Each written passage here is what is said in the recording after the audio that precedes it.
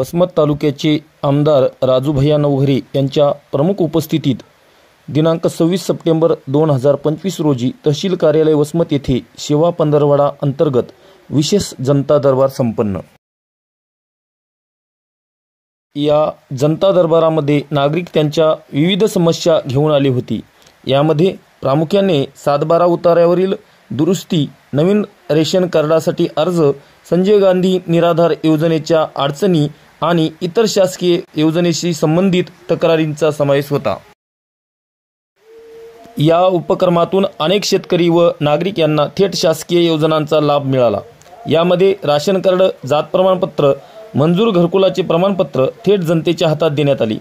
यावेळी उपविभागीय अधिकारी विकास माने साहेब, तहसीलदार शारदा दळवी मॅडम आणि गटविकास अधिकारी तोटेवाड साहेब यांची उपस्थिती होती। जनसावली न्यूज वसमतसाठी बाळासाहेब कांबळे।